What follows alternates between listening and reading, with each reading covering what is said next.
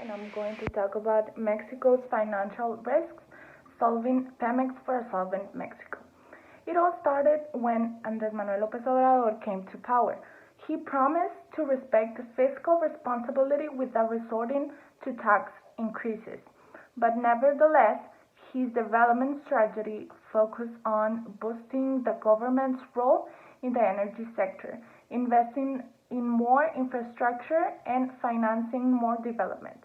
The problem here is that in some research, we found out that Pemex has had a debt problem and has gone bankrupt for several years.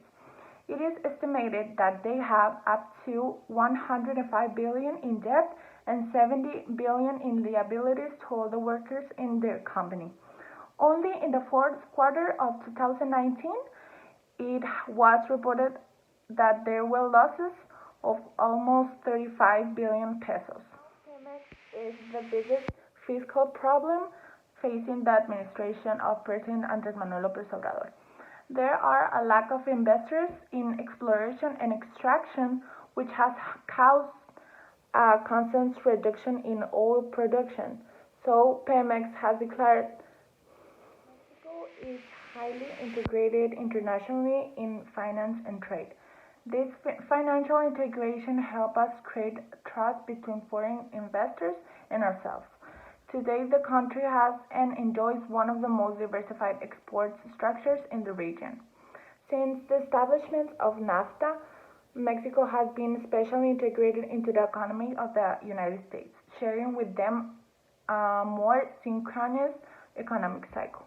About the 80% of Mexico's exports goes to the United States, which represents 28% of the GDP, and the U.S. trade protectionism and migration will be the other key for the external factors impacting the Mexican economy. October 1st, 2018, the United States, Canada, and Mexico agreed to a new trade deal replacing NAFTA, and the name is the USMCA. It's a mutual beneficial win for North America workers, farmers, ranchers, and businesses.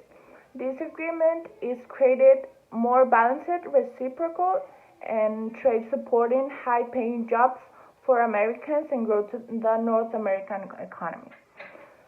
External and domestic markets are pricing that AMLO administration will maintain the current macroeconomic framework, but the Mexican peso has depreciated 5% since Andrés Manuel took office as president of Mexico. Crucial for the Mexican economy, although energy's contribution to the GDP and its shares of total oil and gas exports are not very high, like 5 or 6% respectively in the 2017.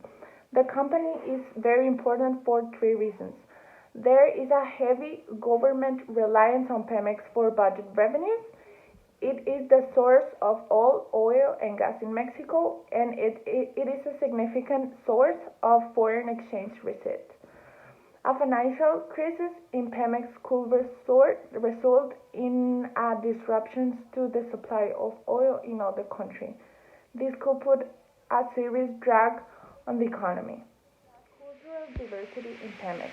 In recent years, Pemex and the southern oil region of Mexico are experiencing structural changes that are directly related to the gradual incorporation of foreign workers and the implementation of organizational change methodologies in production areas of the company. These changes lead to tensions between the Mexican workers and some Venezuelan workers.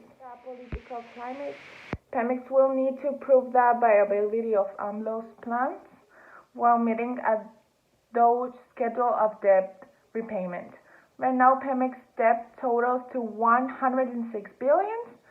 It is the most in-debt oil company in the world.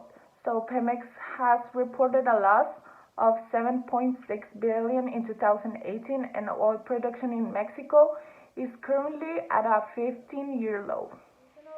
Foreign investors are concerned about AMLO's efforts to politicalize key regulators, commissions in the energy sectors, installing allies in top positions. The solutions we have for Pemex is that they need to rationalize its costs.